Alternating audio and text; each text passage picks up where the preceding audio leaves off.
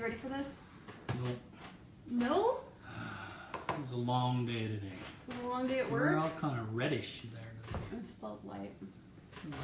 Is the light bulb, the curtains in the back? I don't know. I'll just close them really fast. Let's see. I look like a red skinny person. Are you like an Oompa Loompa? Oompa Loompa. They're purple or blue, aren't they? Purple. Oh, much better. That better? Yes, it is. Are you white now? Yeah, well, still red. Wore out. Wore out from the 4th of July partying, I tell you. Were you a party animal? Where the wife and kids trying to kill me. I was telling my boss today, I said, Friday night, No, it was Saturday. Friday night, I took Cherie to the theater. Oh, yeah. So Friday night, I took off early Friday. We went to the theater. Went to the theater, and then Saturday morning I had to be up and going to start working on the house, go grocery shopping, do lawn and scoop the poop, do all that stuff. Then we went out and watched the fireworks at Stadium of Fire till midnight. Got wet because the water turned on in the grass area that we were sitting on. True. Went off. The sprinklers turned on us. So we had to chase around and find a place that didn't get wet. So we got home after midnight. And then next morning, Sunday, I had to get up at 6 for all your meetings. For all my meetings, so I could do my meetings on Sunday. Okay. And then Sunday, we also had a bunch of family come over from northern Utah. Oh, and then we had to serve food for 20 people, 20 people on Sunday. We had quite a crowd in here. So it was set up the table, do all the dishes, all that sort of mess. And everybody, by the time the last person left, I think it was like 9 o'clock on Sunday night. Then Monday morning, I had to get up at 5 something so that we could be at the balloons at 6 a.m. to watch the balloons lift up, in the baskets and stuff. Then we were there till probably 7:30, 8 o'clock. Went and had breakfast. Then we went and had breakfast. And after that, then, let's see, this was, what day is this? That was Monday. You got to kind of relax. So I got, Monday afternoon, I got to be able to sort of snooze a little bit. Well, and then not very much. Then we had an epic Guitar Hero. Because then now you came over. Yeah. And then we pulled out the old Wii with the Guitar Hero. We had an epic And we had at least a 3 or 4 hour Guitar Hero session. True. And then Tuesday we had to get up. Was the 4th, and we 4th went of to July. the We had to parade. get up early to go to the parade. I had to get up again at 6 o'clock in the morning so that we could get over to the parade. And we went to the end of the parade. And we watched that until we left at 11ish because I had bought movie tickets for the family to go at noon. So we went to the movie ticket, Despicable Me 3. And then after that, we ate lunch right there next to the movie theater. Then we got a phone call from somebody who said, hey, all the grandkids are going to the swimming pool. You want to come? At our house. Do you want to come swim with us? Yeah, at her house. She has a pool in my complex. So we went over there in the afternoon and at the pool, did that. Had all the cousins swimming. Yeah, all the little Till kiddos. about 6:30, and then we went to dinner together. Then we went to dinner, yeah. So by the time I got home Tuesday night, I'm telling Cherie, I have got to go to work so I can get some rest. It's killing me. And then it's been crazy because you guys have you've been out 2 days. Yeah. Because they got we got they got Tuesday off, but he also took Monday off, so you've missed Monday and Tuesday, so you're like playing catch up for the last couple of days. So he's a little tired, guys. He might be a little grumpy. I'm gonna try not to make him grumpy. Man, I'm not recovered. It's Thursday. I'm just still tired. It is Thursday. Rob, all right, well, thank you for coming. Rob says hello from Alaska. Hi, Rob. Hi, Rob. Always glad you're joining us in Alaska. We are inside today with the air conditioner turned way down because like outside's like 100 and something degrees. It's 105. 105 today. Right now. So it's really hot out there, and I'm not going to sit in that. Yeah, it's 105, and it is 7:30 at night in Utah. So a little warm. So leave it toasty. So maybe next week or the next time we do one, it'll be cooled off a little bit, and we can go back outside. We're so fickle. We can't make up our mind. We want 72 to 80, maybe anything outside of that. 6 degrees. Beautiful grace range. Yeah, we hate it. Too hot, too cold, whatever it is. Never satisfied. That's very true. All right. We're here for like family history. I guess if we have to. Just kidding. We have a couple questions today. You ready? Oh, I should say that today we released a new set of hints, just FYI. Okay. Not a huge release. We estimate there'll be about 3 million new hints that weren't there before. That's kind of. They're going to show up tomorrow. That's a little morning, small. Or? No, it should show up today. Okay. This morning we released it, and let us know how it goes. All right. Oh, look. Debbie just told us she's in Las Vegas and it's currently 114 degrees. Oh my gosh. She has it worse than we do. You live in Las Vegas, or did you travel to go to the heat? I don't know. Yeah. Then Rob in Alaska says the high today was 66. We need to move to Alaska. Now there's something nice. Yeah. Only problem with Alaska, it probably gets to like below zero. Well, it's probably like -100 during the winter. I mean, they have like icebergs up there, you know. That's true. All right. Here we go. Oh, we got someone on here from Australia too. The dogs and the wife are coming. Facebook Live, you're going to maintain the dogs? Came in to get the garbage. Oh, she came to get the okay. garbage. Do you want to say hi? Yeah. Shall I say She's hi? Oh, she's gonna come on She's stream not today. all, necessarily all. Hi guys. So this is Ron's wife, Cherie. So when we talk about Cherie, this is her. Yeah. This is my mom. Okay. What else do you want to tell them?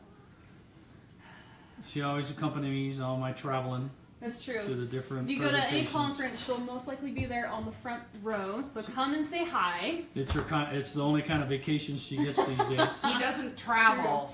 He Very won't true. fly, so I have to drive him. Yeah, that's a rough life. Rough, Hi, guys. rough For- life. Okay, you ready to jump in? Yeah. All right, here we go. First question is from Mary. She wants to know, I'm trying to figure out how to make a list in the life sketch feature on the tree and not have every item be double spaced. Yeah, we don't do any formatting right now in any of the places where you enter in stuff. Because we just started out with just basic text, and so it's really HTML is what that is. So if you're familiar with HTML, then we actually look for HTML. And I was going to say most people try to format things with HTML, and when we catch that, then we go fix it because we don't want HTML inside of those places right now because it's actually a security risk. If you have a place on your site that can put in HTML, it means people can stick in hacking code, viruses and hacking codes, and so if it happens to show on the screen and we run that code, it could jeopardize the security of the system. So we're very careful about that. Sorry, we don't do any formatting there. Although I'd like to ask a question. I've been thinking a lot about Life Sketch. And I'm thinking that it's not really used very much. Most of the time people use Life Sketch to say, don't merge this person with another person, or don't touch this. You need to close the gate on that. Sorry. That prevents them. That was my little one. Yeah. Don't touch this person. They try to leave these little warning messages in the Life Sketch because it's always at the top by default. Okay, so what's your question about Life Sketch? So my question on Life Sketch is: Do we really need one? A field where you enter in Life Sketch? And let me tell you what I'm thinking. We're working right now on a way to create a story in Memories that includes multiple pictures, and you can embed it right in the story. So like a blog post. Like a blog, not quite as beautiful because we don't want to spend all our time writing code for that, but you'll be able, it won't have the text wrapping around the picture, but you'll be able to stick the picture in the middle of the story or at the end, and center it or left or right kind of stuff. But that's it. And audio, any memory can be stuck inside of a story. So I'm thinking, maybe it'd be better to write a story that's your Life Sketch, and then be able to put a story over on the person page. No, you put a story on Memories, and then say, put this story. This is my most favorite story or Life Sketch, and say, put that on the main person page. Gotcha. In place of the Life Sketch. Got it. So think about that. I don't know if we'll get rid of Life Sketch or not. It was an interesting idea. I don't. To me, it doesn't seem like it did what it was wanting to do. And another thing we're trying to figure out too that I'd like you to think about is the size of the stories. for future generations and even our generation, meaning old people generation, you're not included in that. Because you're older than dirt. I'm old person stuff. You're if like, anyone's seen you're like medium old. If anyone went to your like very first Yeah. family search presentation, I was in it, and I believe you said that I quoted that you were as old as the dinosaurs. That's right. Yeah. And then I told her, well, she thought she was young. She's old too. Because That's true. that's because when she was born, there was no cell phones or CDs or DVDs or thumb drives or any of that stuff didn't exist when you were born. So you're old too. I know. It's So happening.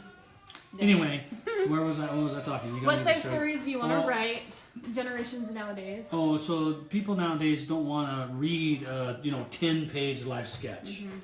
Instead, what people want to read is the interesting little pieces about a person. And I'm wondering if we should be encouraging people to write short, small stories about a particular event or something that happened, and not just big, long, in 1825 they hitched up this and they wandered over there, and then, on this day they ate waffles, and that day, or multiple, instead of having one big old long 10-page thing, just have Little paragraphs. 10 stories about something in their life. And that's sort of how people, as I'm sort of researching a little of this, I hear people saying, yeah, my mom wrote in their journal every day of their life. And they go to their mom, and so they got like 30 volumes or something of journals, and they go, Mom, I don't want to read all this stuff. Can you just tell me the highlights, the good stuff that happened? Cliff Notes version, please. Yeah, and so I'm wondering what do you think about that? Is that this sort of ruin the mystique of a life sketch and replace it with 10 stories? I know that the kind of things that I get these books of our ancestors and read through it, and the stuff I talk about after I read through it is the 5 little cool stories or interesting things that happened to them or things they overcame. We don't really necessarily talk about all the stuff in between. It's not that can't be interesting for context of their life and what it was like to live in that time. Right. But anyway, I just like your thoughts on that. Okay. Should we promote and encourage people to write smaller stories that tell a whole story about something that happened, as opposed to big, long life sketch things? Okay. Genealogists tend to do the big, long life sketch because they're trying to talk about their whole life, and that's usually a couple pages or 5. Or a novel. Depending on what it is. So anyway, let me know. Okay. So, got a couple of things. So my question turned into a bunch of questions to you. Sorry about that. I got all of them. But I'll ask you guys this week in the group about those things. So, are you ready for your next question? Yeah. It's from Aunt Mo. Aunt Mo. Okay. She wants to know, or he, I'm not sure. What does it take? Why does it? Usually it's a she if it's an aunt. Oh, that's true. Aunt Mo. As opposed to uncle. I feel like it's the weekend. Okay. Why does it take so many steps to unlink the automatic family search additions, which seem to be generated by the old extracting system? It would be much easier to show them as hints and let us decide if it's a valid match. I spend most of my time cleaning up these questionable automatic matches. Automatic matches. That they were generated by the old extracting program in Family Search. Automatic family search. Do you need me to pull this up for you? I wonder if she's on. It's a little unclear. I'm not sure what Mo, you mean. are you with us? It's not really clear to me what family search additions, which seems to be generated by the old extracting program. Well, listen, I'm going to make a couple assumptions here. One, since you said the word extraction, then we need to talk a little bit about what that is, because not everyone may not understand what extraction was or is. We don't really do it much anymore, but back in the early days of the church, early meaning it's when we got about 4 or 5 temples going. Okay. So that would have been in the 60s or 50s, somewhere in there. There was people couldn't do people didn't have quick resources to genealogy information. Okay. So it was hard to go find records. Most people had to travel to different countries to be able to find that stuff. So it was difficult to get people to, and in those days, you didn't get to go to the temple unless you brought your own name, your own card. Oh. And Okay. so a couple of things happened then. This is the birth of the temple file, the cards in the temple where people were leaving their cards behind to have others help. But it got to where there was a bunch of people going to the temple without their own personal names, and they were running out of, didn't have any names to give them. Gotcha. And also, this is in the 70s, they started the extraction program where, for a couple of reasons. One is to save people's cost in doing genealogical work. Makes sense. And the other was to help provide names for people who wanted to go to the temple. Okay. And what the church did back then is they'd go find a record set, and then they'd ask volunteers in the church to index it, extract it. Okay. And then we would take those names and we would send those names to the temple. Okay. For people to take to the temple. And we've done that for many years.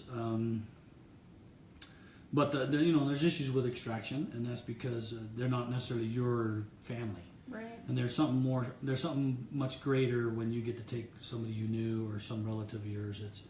It's more real for you because you know that person, or you come to learn about them in your researching. You have a connection. You have a connection. So when you take and do saving ordinances for them, there's more of a personal feeling of knowing that this is a good thing to do and the right thing to do. Okay, so when New FamilySearch, which is the first version of the tree, came into existence, we took all of the extraction information and we created persons in the tree that represent each of the extraction person. Okay? Okay. So, I'll draw a little bit here and say, here's extraction person 1. And so in New FamilySearch, we went in and we created a person in the tree for each extracted person that had ordinances done. Okay. Okay? And usually when we did the extraction, we extracted little families. So you'd get a child, a spouse, and two spouses and a child usually, or you get 2 spouses. These were all extracted persons. So nobody, they all came out of one record. So like you think of a census or birth records from a country or area in the world, and we'd extract out of the birth records the name of the mother, the father, and the child, and then we'd do whatever ordinances we were running short on. So if we were running out of baptisms, then we'd usually give them the child to baptize. If we're running out of sealings, we'd do the sealing of parents to the children. Just to have ordinances for people who go to the temple, because it's a good thing to go to the temple. Okay. Well, when we went from New FamilySearch to Family Tree, we wanted to make sure that people knew where this information came from, right? And we had saved away in the system a knowledge of what record we used to create these people. Okay. So then when we went to Family Tree, we went in and we put a source on each one of these people that represented the record that they originally came from. And those sources say on it, if you look at it, it says, it has a yellow banner when you look at it, and it says, this source was used as the information to create this person. There's a couple of reasons why we do that. One, so you know where this person came from, and you have to realize that there's some ordinances already done that this person's involved in because it was an extraction project. And 2, it was possible that this extraction person was merged with other people in the old system. Oh, that's true. So there could be other people here, that they got merged into a bunch of people. Right. And information may have changed over time on this person. We wanted you to know that, well, this record was originally used to create that person, and so it might be a warning flag for you if the person that's there now is very different than what the source says. That tells you that there were bad combines done in New FamilySearch, and you need to figure out a way to split out those people, or at least split out the ones you know. Okay. Split out this one. So she said it's really, so that's a little bit about extraction. So she wants to know why it takes so many steps to unlink the addition, like the extraction additions. Yeah, I don't know what the extraction additions mean. The only thing I can think you're unlinking is this source. So you're going to have to ask me more questions, Aunt Mo, right, Aunt Mo? It's Aunt Mo. About what you're really talking about, because you know, undoing a source does take a little bit, but we kind of do that so that you're having to think about it before you're throwing it off the bus. Yes, you do have to click it, then you have to click view, and then you have to, on the source page you click delete or detach. And we do that so that you have to look at the source. You click it once, it opens up to show you the source. Then you click view, goes over to the big page. You can see all the people that it's attached to and a little bit more information. Then you hit detach. So we do that on purpose to just not have people quickly just dismissing sources without looking at them. It's part of the principles of family tree, which is to reduce the chance of bad changes. We make you look at what you're doing and have you push another button in order to make the changes, because we want to encourage you to look first before you act. So I'm sure you might feel a little different if that was your source that you just put on that person. Yeah. You may be happy that we're forcing people to click 3 times or click twice to do it, to slow them down from removing a source that's really valuable. Sure. So let us know. You can send me an email if you want to continue this conversation on email. I can continue it that way, and then we can fill in the rest of the group on that if you'd like. So that's what I'm interpreting that to mean. Okay. Because that's really the only thing that's in the system that you see. You'll see ordinances on this extracted person. You'll see the person, and you'll see the source. And so the only thing I can think of that you're trying to remove is the source. So realize if there's a source on there, and we put it on there, and it isn't about your ancestor, that means there's an extracted person buried inside of that person. So you may want to go create a new... Do a little digging. You might want to do what we've asked you before, when there's 2 people merged, but you can't see where they were merged because they were poorly done before. And the answer is go create a new person, move over all your stuff about your person that's not the extracted person, and then hook that up into your tree and leave the extracted one floating out in space. Someone will connect it eventually. Somebody will find it because they'll find these relationships and stuff. Okay? Fair enough. All right. Okay, Cindy from Texas. Okay, all right. Wants to know. Home state. Yeah. Wonder where, Cindy, if you're on, where in Texas are you from? Will the records in FamilySearch in the downloaded version of indexing eventually be merged with the web indexing? The statistics? No, downloaded records. Will the records in FamilySearch in the downloaded version of indexing eventually be merged with the web indexing? Not sure what you mean by records. Usually records is a pretty abstract term. When we usually talk about records, we're talking about the images or the extracted data that represent the information on that image. Okay. So those records are all inside of FamilySearch, so there isn't any downloading stuff. But if you're talking about information of like how many indexing jobs you did, how many collections you've done, things, all those statistics about what you've done for indexing over the years, the answer is yes. And the team, I think we answered this a couple weeks ago, but that's okay. You're always welcome to ask the question. Ask again. No It's problem. They said that by the end of this year, they'll have all the statistics that were in the downloaded version of the indexing tool and merge it in with the web one. So when you see your stats up in the web, you'll see all the ones you've done since the beginning. Since the beginning of time. Forever. That's right. Classic Sandlot. Yeah. All right. Linda Chapel wants to know, are there missionaries specifically assigned to work out messed up trees for the average Joe? Okay. You see that big old long message up there? Yeah, I already added it to your Oh, you questions. added it. Yes, there are people that are working on, that work on doing the cleanup of stuff. So like if you found a person and it looks really messed up or you've done it in the past when before we were letting you do much changing and the stuff, badly merged or combined or something. You send a support case in. There is a set of missionaries. I think it's in the 10 to 15 kind of range that's doing this, that have been trained to go in and look deeper into the person. They're not going to do your genealogy. They're not going to do your research. But what they are going to do is they're going to look at the ordinances that are on the person, because there could be a whole lot more ordinances on the person than what you see, because we only show you, remember, effective ordinances, which are the first ordinance. So if a person was baptized 20 times, you'll only see the very first baptism. Okay. Or if they were, endowed 100 times, you only see the first one. Redundant, right. Right. So what they do is they go in with special tools. They look at all of the ordinances on the person.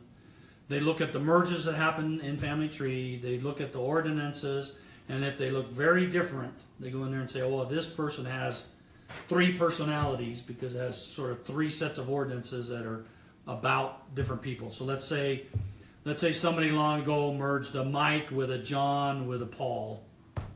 Then and then you say, "Hey, something's really weird here. Ordinances are freaky, and the spouses are crazy, and there's extra parents, and I don't know what to do." And so you send a support case. What they'll do is they'll go in, they look at it, they look at all of the ordinances.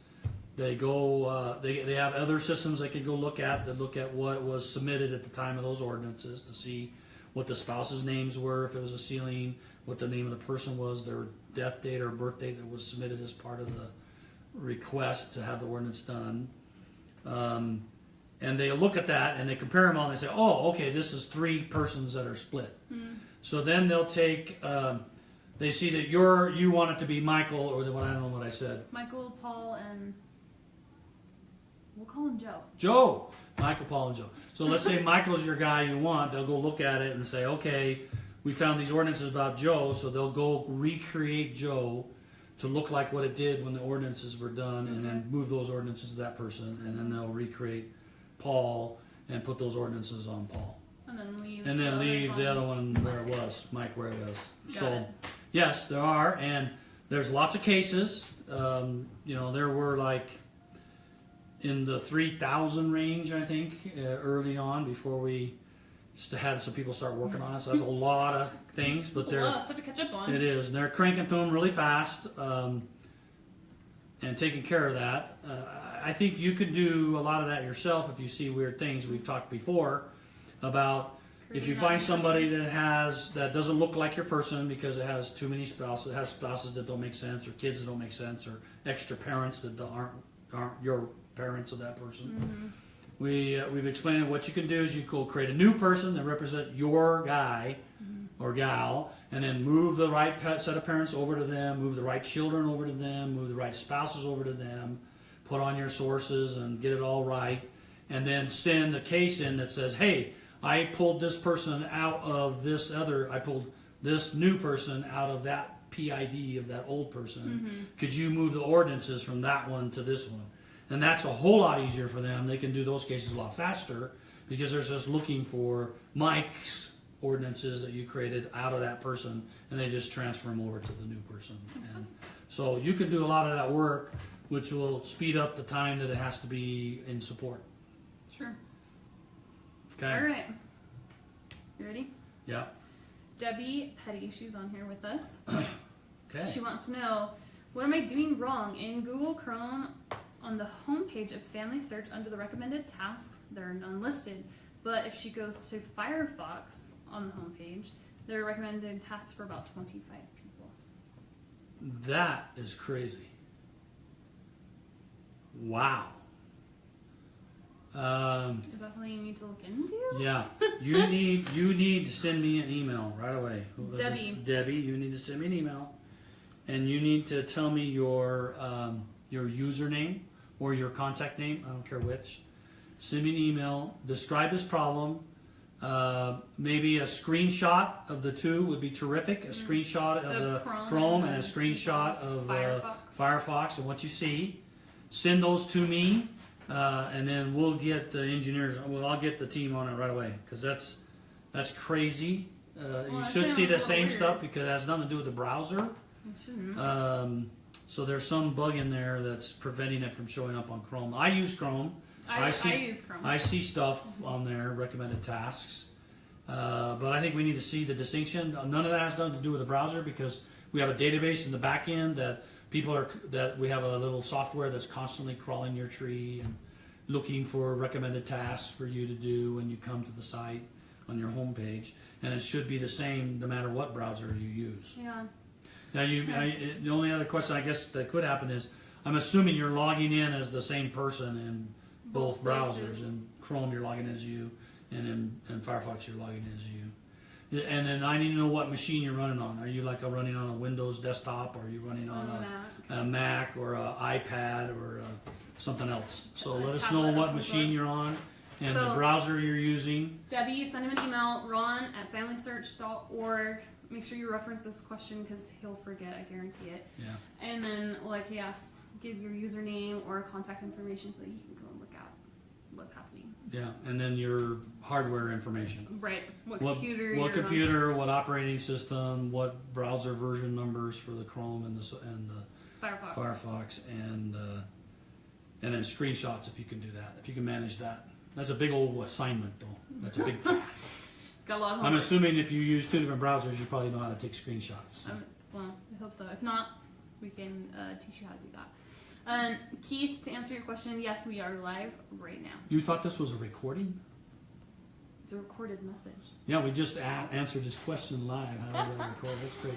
Yeah, we're going. We're on. Mm-hmm. All right. Send us your question if you want. We'll probably have some time here for some more questions. All right. So, Kiana from New Zealand. I hope I pronounced that right. I'm really sorry if I did not. Kiana sounds pretty good. Keiana. I would think so. All right. I just merged someone / duplicate. If I click on her name, it shows her work is complete. But if I click on the little green temple next to the ordinance on her detail page, every ordinance is green, indicating that it is temple ready. Oh, okay. Say that one again. Okay, so she the 2 places she just clicked. merged something. She merged 2 people. She clicks on the name, and it shows that her. Clicks on the name. My guess is she's going to the person page. She's already on the person page when you merged. I don't know. So she said click on her name, and it shows the work is complete. But if she clicks on the little green temple next to the ordinance on her detail page, every ordinance is showing that it's temple ready. Clicks on her name. Oh, okay. Oh, I get it. I'm glad your brain caught up with us. I don't understand why they're different. I don't know either. Maybe lag time? No. Okay, I'm assuming in this case you may have 2 browser windows open. Ooh. Is what I'm thinking is going on here. So it's updating in one another. Let me explain. No, what happens with a merge, when you merge 2 people together, that's a very big and expensive job to do for the computers. Because think about it. You merge 2 people, I have to remove relationships, I have to update relationships, I have to change all the data you moved over, I have to write all that stuff to the change log, I have to do all that work, and then I have to refigure out what the view looks like now that you've merged together. So that's a pretty heavy duty operation. When that gets done, then the back end, our systems, we went to a new back end system for the tree, and when we did, it's really fast and snappy, but all the other systems aren't quite so fast.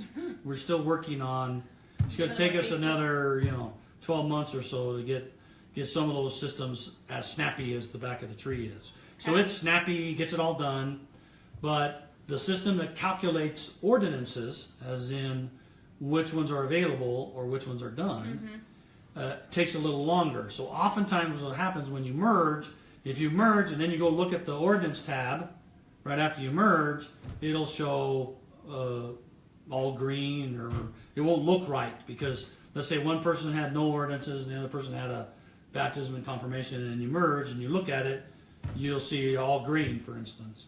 And that's because it hasn't, 2 things happen. It takes about a minute or so to calculate, 30 seconds, 15 to 30 seconds. It can be a little longer on a busy day, Sunday or something, to recalculate effective ordinances now that there's 2 sets of people that were merged together, 2 people are merged together. So, and plus your page will not update unless you cause a refresh to happen in your browser. Because we download the data, we show it in your browser, and then you merge, and it refreshes when you merge, but it refreshes before the ordinances have been calculated. And so you're still seeing the same ordinances from the original person that you started with. And so you have to wait 30 seconds or 45 and hit refresh button. I think it's F4 or something like that, or refresh. I do Command F5. R. Command R for refresh. Chrome, it's a little bent arrow. You can click on it. It's like in a circle. You refresh the browser, and you do that a couple of times. If it's not there, and then boom, all of a sudden the ordinances will look fine.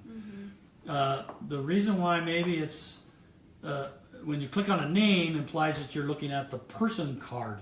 Person card is the name of the little box that pops up when you touch a name, and it tells you their name, their lifespan, how many sources, how many memories, blah, blah, blah, blah. And on the bottom it has a list of all the ordinances. Okay, so that one may have updated, may have made the API call to refresh the screen, because when you click on that, it goes and reads data.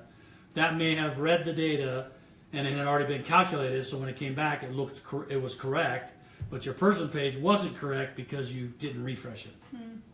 So just need to refresh it. So try that, after your merge, give it, 15, 20 seconds or so. Open another window, work on something else or whatever, and come back and hit refresh, and it should be just fine. Right. So I want to reiterate though, no ordinances are lost.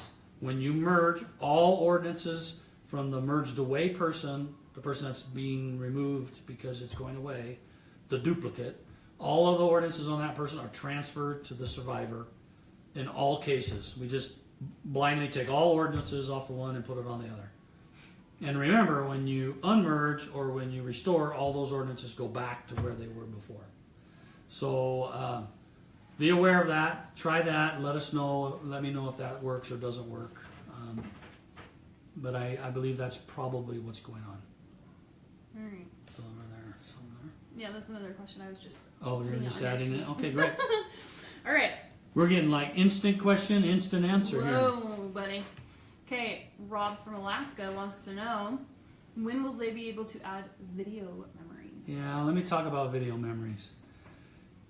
It's not about storage. It's not about capability. It's not about anything. We could upload videos now if we wanted to. The problem is the following. We are an LDS site, and as such, we don't want to put any inappropriate material on our site that people may be exposed to. Adults or children, we have kids as young as 13 in the system and stuff. Yeah. We don't want to expose them to anything inappropriate. So every memory that actually is sent to us, all of the pictures, all the photos are reviewed by human eyes, 2 sets of human eyes, to see if they're inappropriate. We also use some software to try to pull out nasty stuff so we don't make people have to look at that kind of stuff. Sure. Inappropriate things. You can imagine what that could be. Naked, pornography. Yeah, pornography, all that kind of stuff. So hate, violence, things like that. Hate crimes. So we filter that all out, and that's when you see processing. That's when it's waiting to be reviewed by people, and we're pretty quick. It's pretty quick, and then if it gets rejected, meaning we felt like that didn't meet the standards of the agreement that you agreed to, we have a list of all the what's acceptable and what's not acceptable. You could look at that. Then it's rejected and it gets deleted out of the system. So it's easy for a person to look at a bunch of pictures and spot things that are inappropriate. So when we show up we pay these people to look at it. We had to build a special screen that they can see like 30 to 50 pictures at the same time.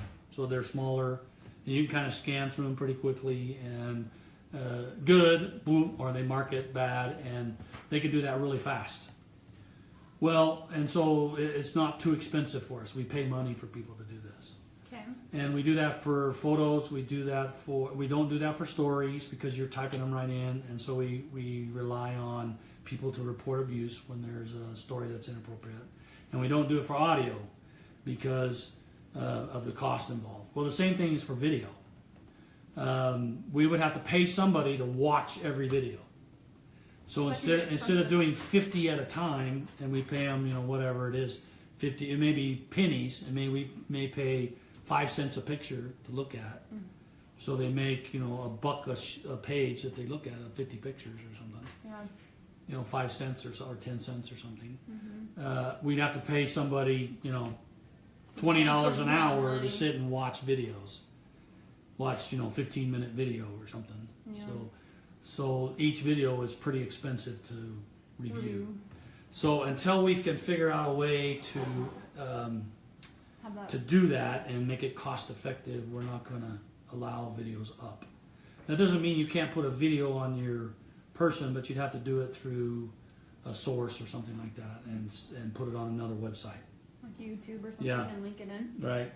And the reason, there are other websites that'll let you store any kind of video you want, but most of those sites don't share everything to everybody that comes. Usually they're private, and you have to share it to a specific individual. So that's why we don't do videos right now. And when the technology eventually will get there, or something will happen, we're always investigating to see if we can find something. Every month or two, we go off on another project to go see if we can find some way to do videos, because they're really valuable. If you can see a video of somebody talking, it makes them really real. And so we understand the value of the video. We just have to figure out a way to prevent pornography things from getting on the site and being shown to people. Makes sense. It's an unfortunate time of day. Sorry, Rob. Sorry. That's why.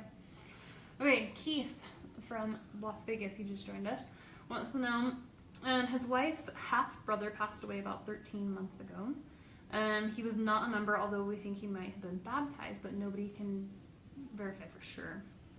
His wife wants to have his work done. How do we find out if he has a church record and if any ordinances have been completed? Well, since they were born 18 months ago, then I guess she probably wouldn't see the 110-year-old. He passed 13 months ago, so just over a year. Yeah. So you're probably not seeing the 110-year block, and so you don't have to submit a support case. So what I would do is I would reserve him, and then I would create a support case to support, and say, this is the PID of my half brother. We suspect that he might have been baptized. And can you check the membership records of the church and see if you can find his baptismal information? He's probably, if he has been baptized, he might be, but he's probably marked, he's probably still living in the membership world, right? Probably there's no clerk somewhere that's probably marked him as baptized. Because you think he was baptized when he was young and then never really went to church. Right. So the membership clerk, or the clerk in his ward where he lived, probably didn't know he had a membership record. Probably. So that's what I would do. Send it to support case with the PID. Say, this is my half brother, and we suspect he's a member of the church. Could you go let us know? And what'll happen is they have tools to be able to search the entire membership world, including living and dead. And they'll see if it's him. So make sure it has all good information there: the birth date, the death date, the where he was born, his parents, all that kind of stuff. They'll be able to see. So put all that. Make sure that's all good, because they'll look at the PID and use that data to search the membership information. If they find a membership record, they'll probably want some evidence of his death, not just marking him deceased. So if you happen to have a death certificate or reference to a death certificate, that would be a very good thing to put on him. Either upload it as a memory if you have it, scan and upload it, or put a source in that points to the Social Security Death Index or some other place where that death certificate is found, so that they can go get it, look at it, and see that it's really him that died, and then they can use that as evidence to make that change in the membership world and mark him as deceased. Makes sense. And then he'll be deceased, and his membership record will be hooked to him. And when that's done, then if he was baptized, then it'll show up on his person. And then you can start. And then you can reserve, and then you reserved it. But if you've already reserved it, then that's okay, because the baptism will just appear as if it was done. Then you'll have the rest. Then you'll have the rest to do. Okay. What was that? What PID? The one I created. Yes. Yeah, so he's saying create your Yeah, you created a PID for your half brother. Half-brother. That's the PID you send them because there's no other. I'm assuming you did a possible duplicates on him to see if there was any duplicate out there.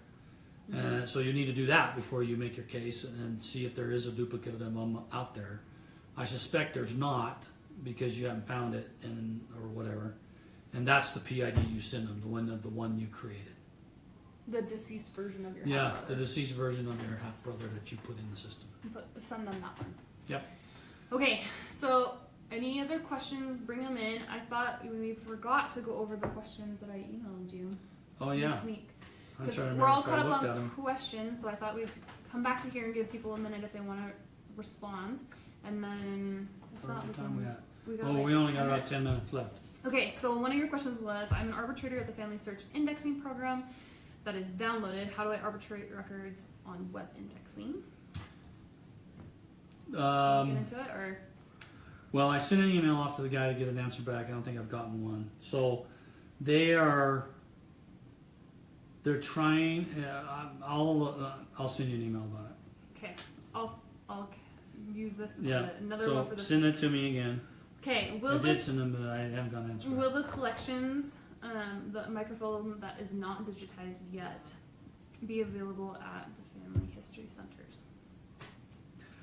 Well, let me explain how that. Yeah, this is about it's stopping in September. right. September 1. You will no longer be able to order microfilm. Right. From the church archives, and the question being asked is, Will, like, the ones that they're working on digitizing, will a copy of that collection be available at family history centers for people, because they can't request them, right, individually after September 1st, but will a family history center be able to have them for them while we're waiting for the digitization? okay, the Family History Center will only have them if the Family History Center requests a copy of it Before September 1st. Okay. So, so if you so let me give you a couple scenarios. If you haven't requested the film yet and it's not at your local Family History Center, then go request it and request it right away. Okay. It's going to take a little bit to get it. Well, you just need to get the request in by August 31st. But request it right away. Why wait? Mm-hmm. Okay, and then they'll get a copy of the microfilm. Then you, at that Family History Center, then you ask them to please keep the microfilm until it's digitized on the site. Okay, you tell them that. I want you to make sure that you have this microfilm right here because I'm going to be using it for the next year or whatever. They're saying it's going to take 3 years to finish the remaining films. If one of those films is the one you want, you tell the local Family History Center to order it, and when they get it, keep it and don't send it back. And tell them to ask for an extension, and the church will extend their requests because they realize that we don't want to stop people from being able to work on these microfilms that we haven't digitized yet. Okay, so do that. If the film is already at your Family History Center and it's due to be returned, because I think they can only keep it for a while. Some get to keep it for a long, long time. Like I think BYU gets it for a long time or forever. And of course the library in Salt Lake keeps them all. Sure.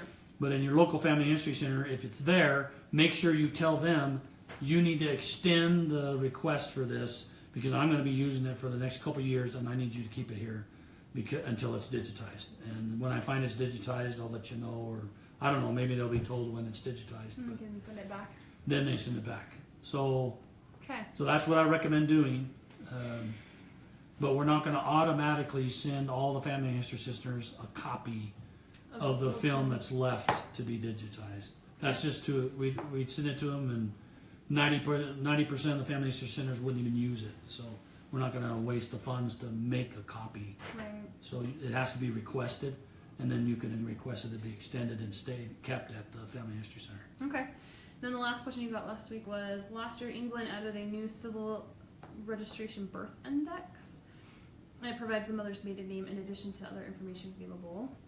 Would it be possible to gather information like this to use for hinting? I think you were thinking that could possibly be a partner. Yeah, I'm thinking that was a partner who had that data. So I wasn't sure whether if If it's a FamilySearch record, it's a FamilySearch index, then we'll hint on it. We hint on all records that are publicly accessible. And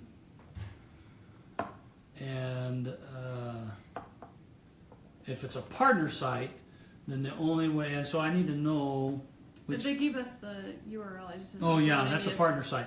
So I pass that on. I'll retouch base with the partner people.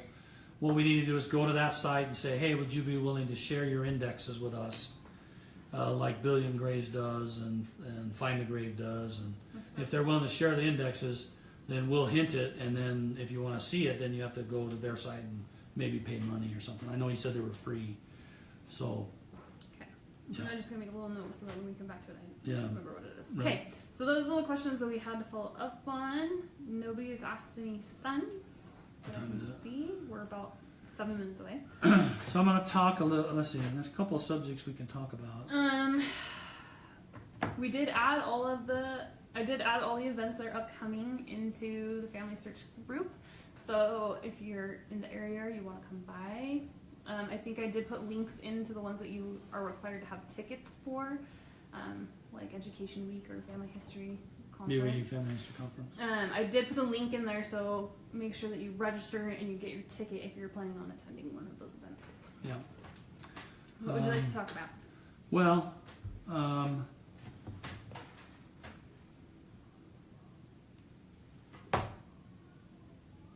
I don't know if I know what I want. I know what I'd like to talk about, but I don't know if I can talk about it yet. Well, then don't talk about it. Yeah, yeah. Probably not a smart thing to do. I have to go find out things. You know, there's a lot of. I can't talk about all of them, but there's a lot of interesting things that we're really working on to try to improve the system. I guess I could talk a little bit about, you know, our impedance kind of ideas. I don't know. I'm just not big. Well, we've talked about them a little Yeah. bit about people inheriting their family records or the family shared trees. Yeah, but I just want to thanks for your support for Family Tree. It's working it seems to be working well. Let me know your rough spots. We're always trying to figure out where people are struggling with things. We had a conversation with a gentleman a couple of hours a few weeks ago, where he was trying to explain all the stuff that he was struggling with, and it was helpful.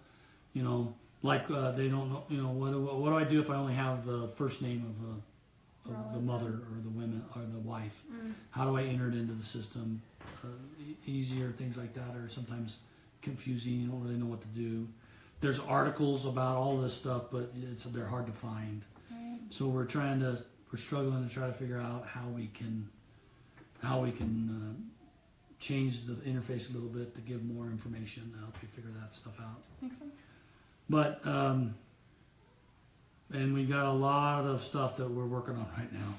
I mean, it's Well, you guys are busy all the time. yeah, we've got stuff stacked up for 3 years that we're going to do, and I think it's going to be great. And so hang in there.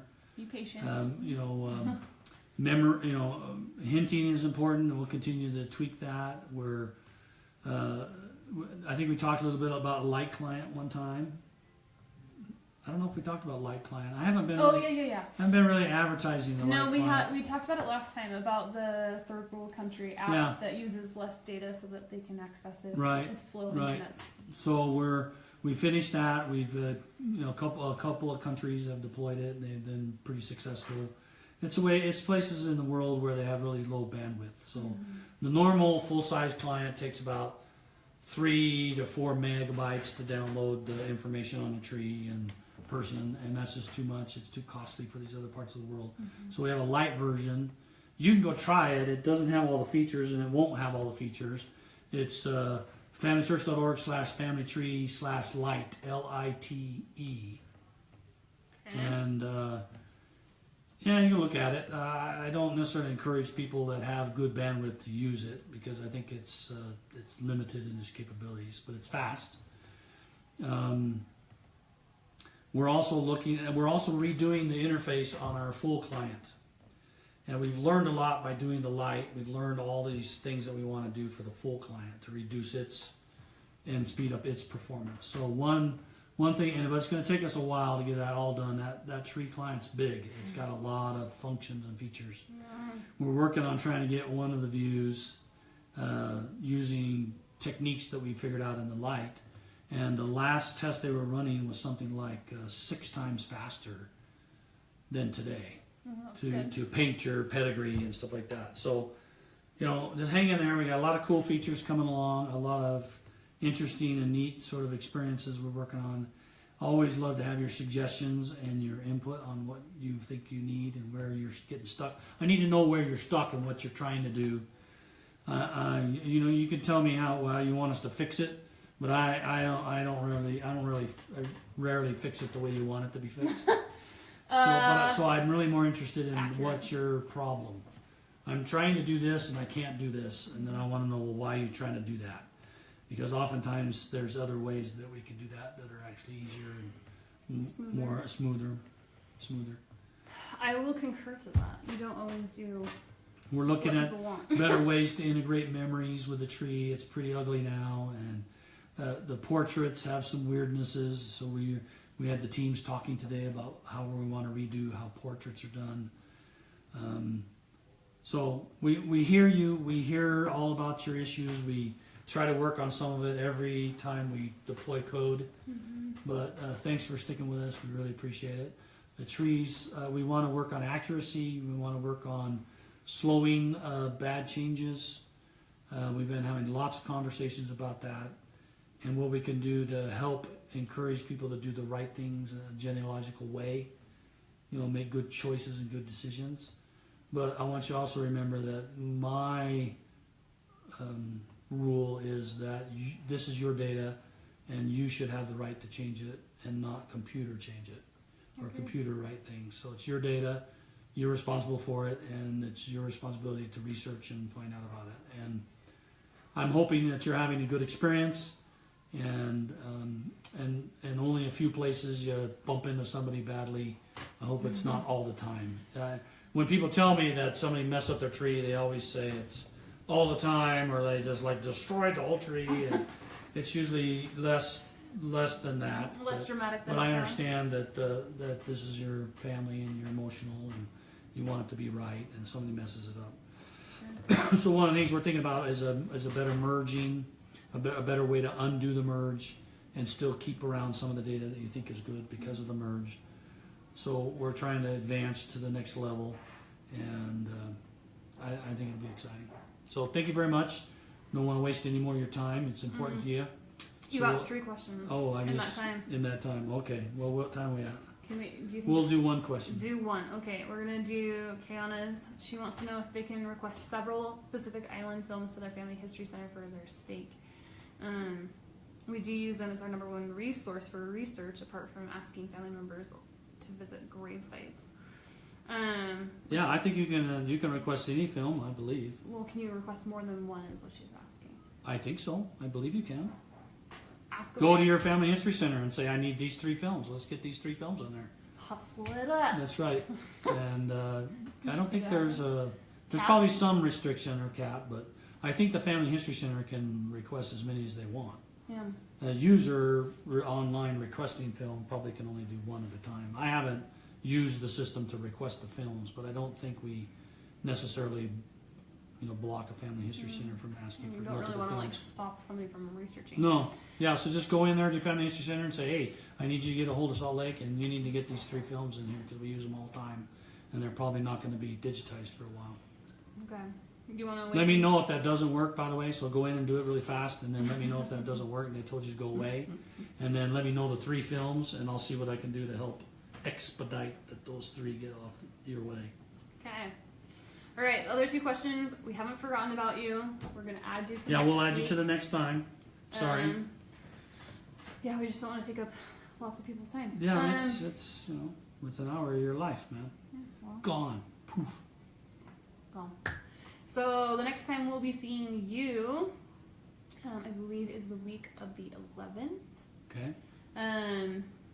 Not the 11th because that's your anniversary. Do you remember how many years? Do I remember how many years? Yeah. Of course I do. I have to announce how many years we've been married?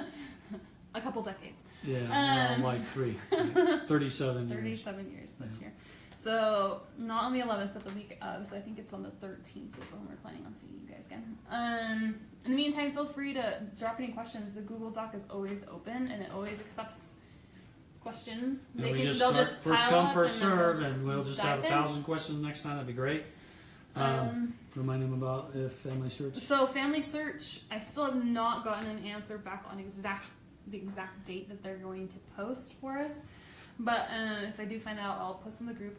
But if you would, please, we would appreciate it.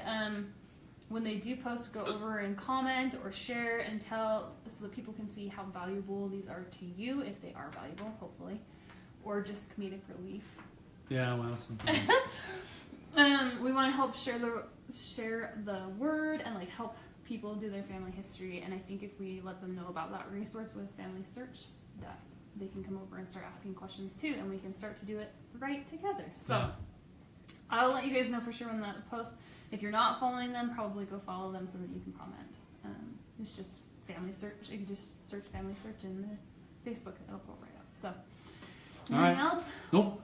Thank you for being with us. Have a great weekend. Yeah, have a good evening and a great weekend. Yeah, I guess I was gonna say there's we'll no holidays between. We'll see you next week, I guess. No, not next 2 week. weeks. The week after. 2 weeks. Okay. We'll see you guys later. Have a good night. Bye bye.